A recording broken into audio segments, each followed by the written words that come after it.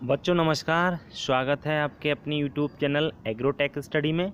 और बच्चों, मेरा नाम है अरविंद। जैसा कि आप जानते हो 12th एग्रीकल्चर की क्लास लेकर मैं आया हूं।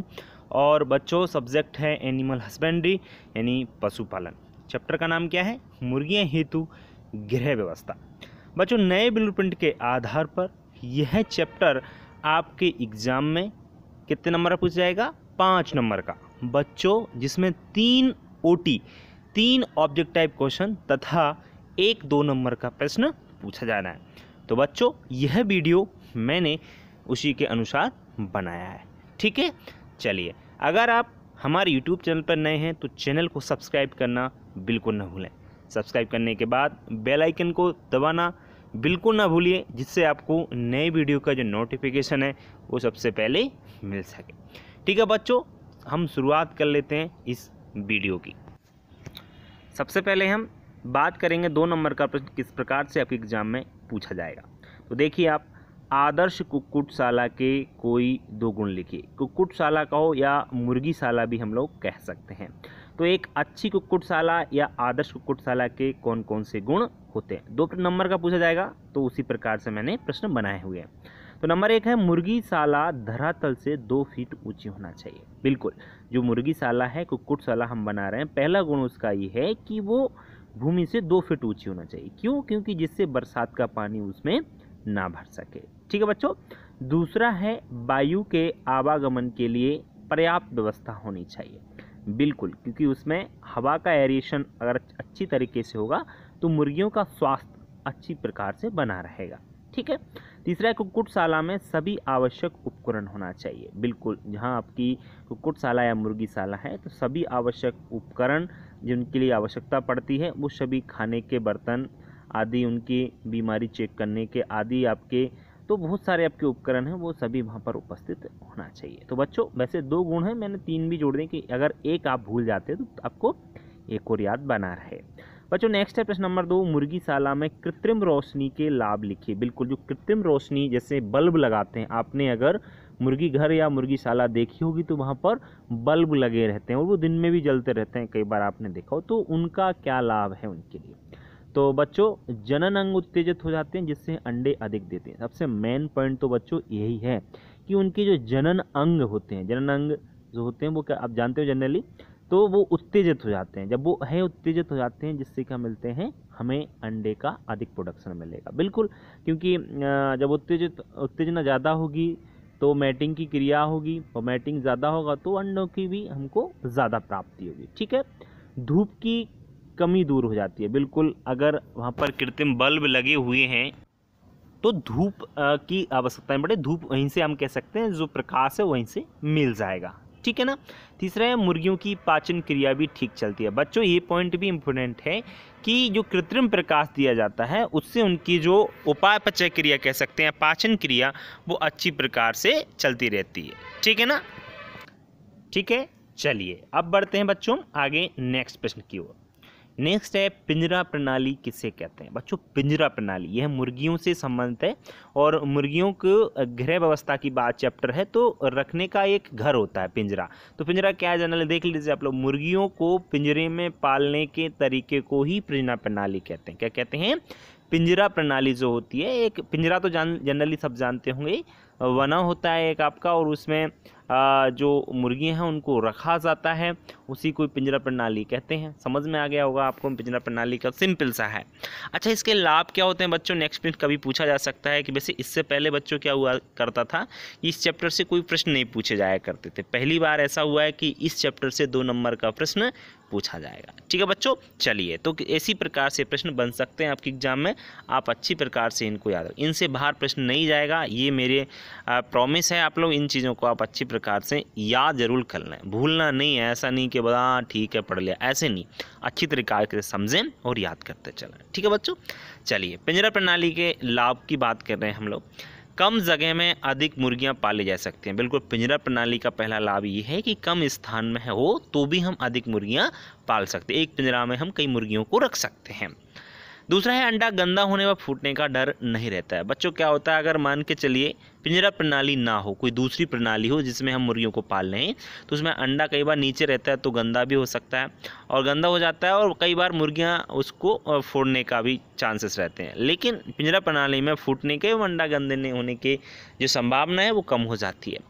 तीसरा है बच्चों, मुर्गियों से कोमल मांस भी प्राप्त होता है। बिल्कुल, मुर्गियों से जो मांस की प्राप्ति होती है वो कैसा होता है, कोमल। तो ये लाभ होते हैं आपके पिंजरा प्रणाली के। उम्मीद करता हूँ इनको आप अच्छी प्रकार से याद रखेंगे और समझ रहे होंगे। चलिए अब बढ़ते हैं हम आगे। बताइए, कहीं प्रॉब्लम नहीं होना चाहिए आपको, चीज़ों को 2 नंबर का प्रश्न पूछा जा रहा है, इसी प्रकार से आपको याद करना होगा। ठीक है, चलिए नेक्स्ट है बच्चों, मुर्गीशाला के लिए स्थान का चयन करते समय रखी जाने वाली कोई 2 सावधानियां लिखिए। बिल्कुल, मुर्गीशाला के लिए अगर कोई हम स्थान का चयन कर रहे हैं तो वहाँ पर क्या क्या सुविधा होनी चाहिए, कौन कौन सी हमें बातों को ध्यान रखना होगा।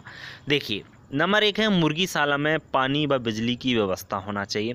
बिल्कुल, जहाँ पर हम मुर्गीशाला बना रहे हो, जहाँ पर वो कुक्कुटशाला बना रहे हो, तो वहाँ पर क्या होना चाहिए, पानी की व्यवस्था और बिजली की व्यवस्था, ये दोनों व्यवस्था होना चाहिए। तभी वहाँ पर हमको स्थान का चुनाव करें, यहाँ पर हम मुर्गीशाला बनाएंगे। ठीक है ना, पहली बात। दूसरी बात याद रखनी है कि मुर्गीशाला बस्ती के ना तो पास हो ना ही ज़्यादा दूर होना चाहिए। बिल्कुल, या तो ज़्यादा दूर होना चाहिए और ना ज़्यादा ही पास होना चाहिए, कि ज़्यादा पास होने से भी समस्या है और ज़्यादा दूर होने से भी समस्या। पास होने से ये समस्या है कि उसकी बदबू आती है, आपको पता होगा ये समस्या। अगर मुर्गियों में कई बार बीमारियां फैलती हैं तो आसपास जो बस्ती है वहाँ पर भी मनुष्यों को बीमारी फैलने का डर बना रहता है। दूसरा है, अगर ज़्यादा दूर होगी, ज़्यादा दूर होती है तो कई बार जो होता है जाने आने में समस्या होती है। तो ये है आपके, ना तो ज़्यादा दूर हो ना ही ज़्यादा पास होना चाहिए। तीसरी बात याद रखना है हमको स्थान का चयन करते समय कि विपणन के लिए बाजार ज़्यादा दूर न हो। बिल्कुल, ऐसी जगह स्थान का चुनाव करना है हमको, ऐसी जगह कुक्कुटशाला खोलनी है कि जहाँ मार्केट जो है विपणन के लिए, बाजार जो है ना वो ज़्यादा दूर नहीं होना चाहिए बेचने के लिए मुर्गी। ठीक है बच्चों, तो उम्मीद करता हूँ ये प्रश्न भी आपको समझ में आ गया होगा। चलिए आगे बात करते हैं। प्रश्न नंबर 6, डीप लिटर प्रणाली क्या है। बच्चों, इसे हिंदी में गहरी बिछावन पद्धति कहते हैं। क्या कहते हैं, गहरी बिछावन पद्धति या डीप लिटर प्रणाली। दोनों तरीके से प्रश्न आपके एग्जाम में पूछा जा सकता है, डीप लिटर भी कह सकते हैं और गहरी बिछावन भी वहाँ पर लिख सकते हैं। वो याद रहे इस बात का। होती क्या है देख लीजिए। इस पद्धति में या इस प्रणाली में गहरी बिछावन का प्रयोग किया जाता है। अब गहरी बिछावन में किसका प्रयोग करते हैं, जैसे मैं बता दूं, भूसा, घास फूस जो भी है आपका, पुआल है, धान का पुआल है आपका, ये है, और लकड़ी का बुरादा है। लकड़ी का बुरादा जानते हो आप, लकड़ी जब पिसती है बिल्कुल पतला बुरादा, तो वो है। वो सब चीज़ें इस पद्धति में उपयोग नीचे की जाती हैं, उनको नीचे बिछा दिया जाता है, उसे डीप लिटर कहते हैं। बच्चों, इस बिछावन की मोटाई 9 इंच रखते हैं। कितनी रखी जाती है, इस बिछावन की मोटाई 9 इंच रखी जाती है। इसलिए आप लोग इसको अच्छी प्रकार से याद रखें। तो आपको समझ में आ गया होगा कि डीप लिटर प्रणाली या गहरी बिछावन पद्धति क्या होती है। चलिए बच्चों, अब बढ़ते हैं हम आगे। नेक्स्ट है बच्चों, डीप लिटर प्रणाली या गहरी बिछावन पद्धति के लाभ लिखिए। बच्चों, इसके लाभ क्या होते हैं। देखिए, सबसे पहली बात तो है कि परजीवियों की समस्या नहीं रहती है। बिल्कुल, जो बिछावन कर दिया जाता है ना, उससे परजीवी जैसे किलनी है, जूं है, पिस्सू हैं, तो इनकी जो समस्या होती है वो बिल्कुल कम हो जाती है। ठीक है ना, पहली बात। दूसरा, इससे अच्छी प्रकार की खाद तैयार हो जाती है। बिल्कुल बच्चों, आपको पता है कि जो मुर्गियां होती हैं इनकी जो बीट होती है, जब वो बीट होती है तो इन सब चीज़ों में मिल जाती है, लकड़ी का बुरादा, घास फूस में, और जैसे मुर्गियों को हटाओ तब उसको खाद के रूप में हम लोग खेत में उपयोग कर सकते हैं। ठीक है ना, तो ये आपका दूसरा लाभ है बच्चों। तीसरा है, मुर्गियों का स्वास्थ्य भी अच्छा बना रहता है, क्योंकि बच्चों जो प्रणाली होती है डीप लिटर, उसमें शुष्कता रहती है, सूखापन रहता है। गीलापन में आपको पता है विभिन्न प्रकार की बीमारियां फैल सकती हैं, है ना, मॉइस्चर होने के कारण। लेकिन शुष्कता रहने के कारण, क्योंकि इतनी मोटी 9 इंच मोटी रहती है नीचे की बिछावन, है ना, तो उससे मुर्गी का जो स्वास्थ्य है वो अच्छी प्रकार से बना रहता है। तो उम्मीद करता हूँ ये प्रश्न भी आपको क्लियर हो गया होगा। चलिए अब बढ़ते हैं हम आगे नेक्स्ट प्रश्न की ओर। बच्चे, एक अच्छे फीडर की विशेषताएं लिखिए। फीडर का मतलब होता है मुर्गियों का खाने का जो बर्तन होता है ना, उसे हम फीडर कहते हैं। क्या कहते हैं उसे, फीडर के नाम से उसको जाना जाता है, जो मुर्गियों को खाने का बर्तन होता है। तो उसकी क्या विशेषता होनी चाहिए। नंबर 1, आहार अधिक मात्रा में नष्ट नहीं होना चाहिए। जो फीडर हम रख रहे हैं वहाँ पर, तो उसका आहार अधिक मात्रा में नष्ट नहीं होना चाहिए। कई बार क्या होता है, बहुत सारी मुर्गियाँ एक बर्तन में खाती हैं, एक फीडर में खाती हैं, तो उसको फैला देती है। तो इस प्रकार का फीडर होना चाहिए कि ज़्यादा मात्रा में वो नष्ट ना हो। दूसरा है बच्चों, मुर्गियों के पैर आहार फीडर में नहीं होना चाहिए, नहीं जाना चाहिए कह सकते हैं। बिल्कुल, जो फीडर है ना, या बर्तन भी कह सकते हैं, फीडर ही बर्तन है उसको मुर्गियों को खाने, तो उसमें मुर्गियों के पैर नहीं जाए, पैर जाएंगे तो वो ख़राब भी हो जाएगा और नीचे आएंगे तो वो नष्ट भी हो जाएगा, इसलिए ये ध्यान रखें, ये विशेषता होना चाहिए। सॉरी।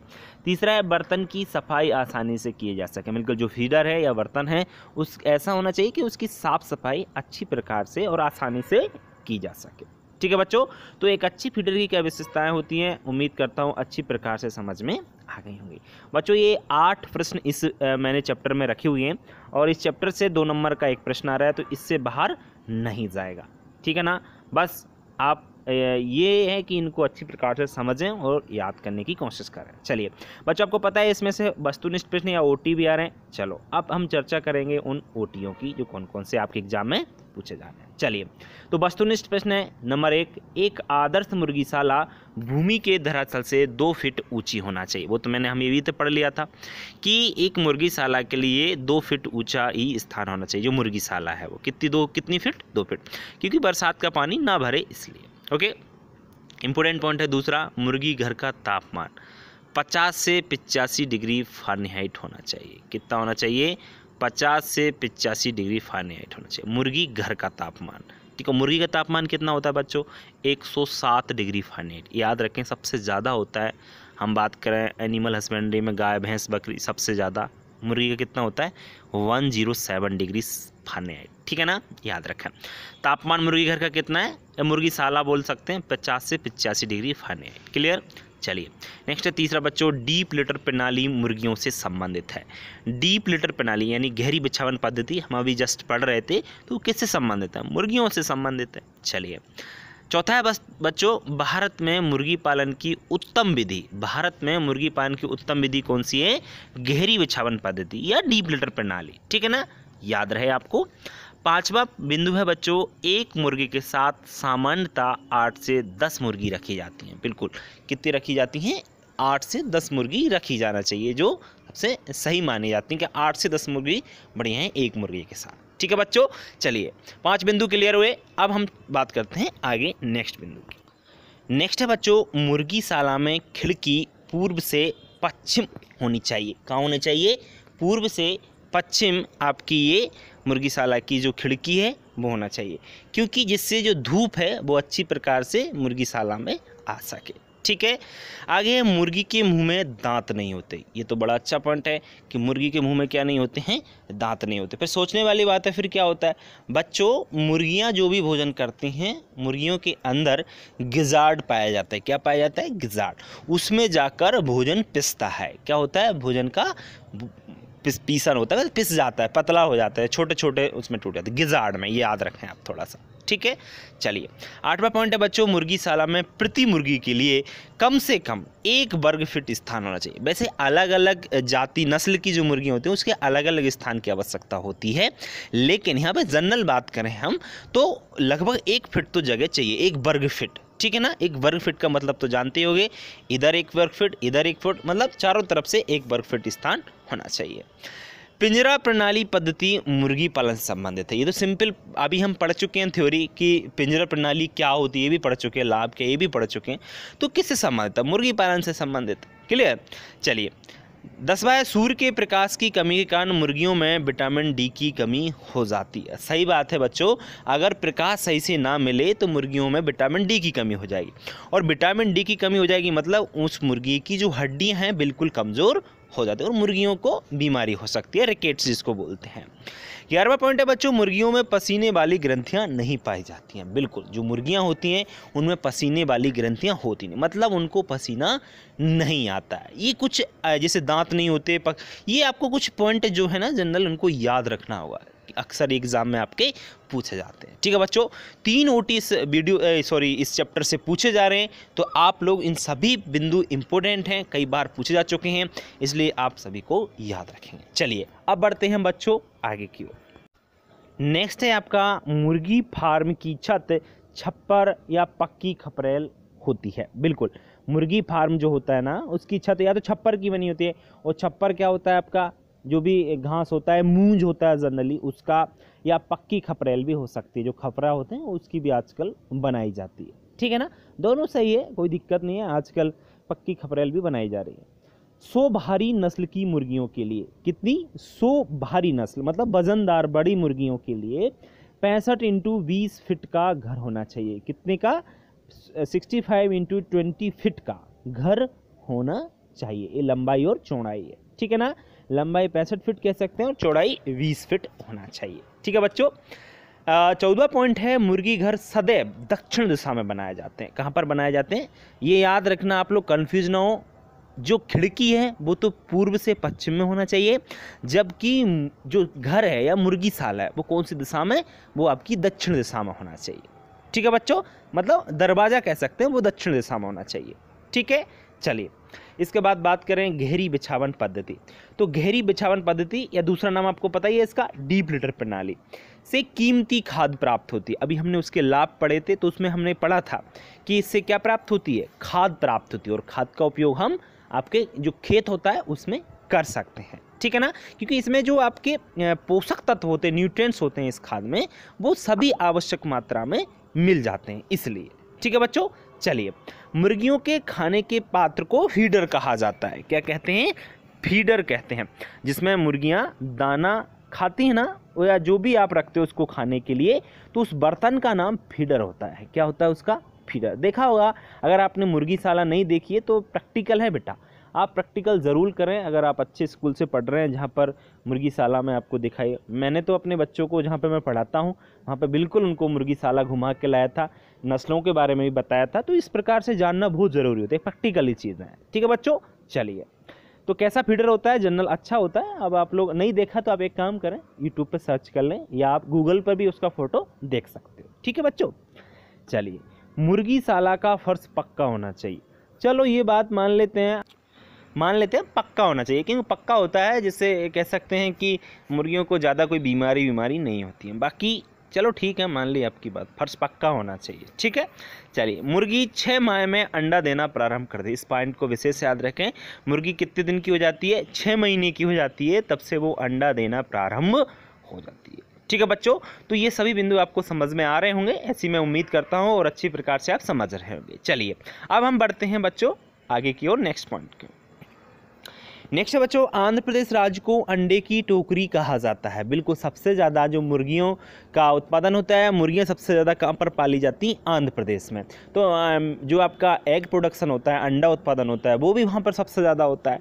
तो ज़्यादा होता है इसलिए उसे अंडे की टोकरी कहा जाता है। ठीक है बच्चों, बात करते हैं हम आगे। असील मुर्गी एक लड़ाकू नस्ल है। असील मुर्गी जानते होंगे, एक नस्ल होती है, आपने 11th में पढ़ा होगा, 12th में तो नहीं है नस्लों के बारे में, लेकिन 11th में पूरा आपकी डिटेल से इन नस्लों के बारे में पढ़ाते हैं, उसमें पूरा सिलेबस है। तो एक असील जो मुर्गी है ना, ये लड़ाकू है। लड़ाकू मतलब इसको मनोरंजन के लिए पालते हैं, और एक मुर्गे जिनके लड़ते हैं, तो दाव लगाए जाते हैं, बहुत सारा इस पर पैसा लगाया जाता है, इसलिए कहते हैं लड़ाकू नस्ल। पिंजरा प्रणाली में मुर्गियों में विटामिन डी की कमी हो जाती है। बिल्कुल, पिंजरा प्रणाली होती है ना, इसमें धूप सही से नहीं मिल पाती है। जब धूप नहीं मिल पाती है तो बच्चों उनको विटामिन डी की कमी हो जाती है। विटामिन डी की कमी यानी मुर्गियां आपकी कमज़ोर हो जाती हैं। ठीक है बच्चों, 22वां बिंदु है, स्वास्थ्य की दृष्टि से डीप लिटर प्रणाली सबसे अच्छी है। बिल्कुल, अगर मुर्गियों के हम स्वास्थ्य की बात करें तो सबसे अच्छा स्वास्थ्य जो रहता है आपका डीप लिटर प्रणाली में रहता है, यानी गहरी बिछावन पद्धति में मुर्गियों का स्वास्थ्य बहुत अच्छा बना रहता है, तो वो पद्धति सबसे अच्छी मानी जाती है। ठीक है बच्चों, 22 बिंदु या 22 पॉइंट्स मैंने इस वीडियो में रखे हैं बच्चों वस्तुनिष्ठ प्रश्न के लिए, इनसे बाहर नहीं जाएगा। That is very important point बच्चों, इनको आप अच्छी प्रकार से याद रखें, कहीं आपको भटकना नहीं है, कहीं पे भी बच्चों को भटकने की आवश्यकता नहीं है। आप इनको याद कर लें, आपका काम हो जाएगा, और बस हमें तो अपना काम ही करना है। ठीक है ना, तो आप अच्छी तरीके से याद करें बच्चों। अगर आप हमारे YouTube चैनल पर नए हैं तो चैनल को सब्सक्राइब जरूर कीजिए। सब्सक्राइब करने के बाद बेल आइकन को दबाना बिल्कुल ना भूलिए, और हाँ, शेयर करना तो बिल्कुल ना भूलें। मैं बार बार कहता हूँ बच्चों, शेयर कीजिए अपने दोस्तों को, जिससे उनका भी भला हो सके, आपका तो हो ही रहा है। ठीक है ना, साथ में वीडियो को लाइक करते रहें, जिससे क्या होता है, हमें और ये ऊर्जा मिलती है कि बच्चों को इतने ज़्यादा वीडियो जो होते हैं पसंद आ रहे हैं। तो अच्छा लगता है तो ज़रूर पसंद कर, अगर अच्छा नहीं लगता तो डिसलाइक कर सकते हो, उसमें कोई वो नहीं है। अगर वीडियो अच्छा लगता है ज़रूर आप उसको लाइक किया करें, जिससे हमें एक एनर्जी मिलती है, और उससे हम अच्छी और आपको वीडियो बनाने की कोशिश करते हैं। ठीक है बच्चों। और हाँ, कई छात्र ये कह रहे हैं कि सर हमको इम्पोर्टेंट क्वेश्चन चाहिए, तो बच्चों आप चिंता ना करें, मैं 10 अप्रैल तक मैं आपको इम्पोर्टेंट क्वेश्चन दे दूंगा। जो कमज़ोर छात्र हैं बस उनके लिए रहेगा, बाकी जो अच्छा परसेंट बना लेते हैं 90-95 तक, तो उनके लिए तो पूरा डिटेल में पढ़ना होगा। और जो छात्र पास होने की कगार के लिए चाहिए, तो पास होने के लिए मैं 10 अप्रैल तक आपको दे दूँगा। ठीक है बच्चों, आज के लिए इतना ही, कल फिर मिलेंगे, तब तक के लिए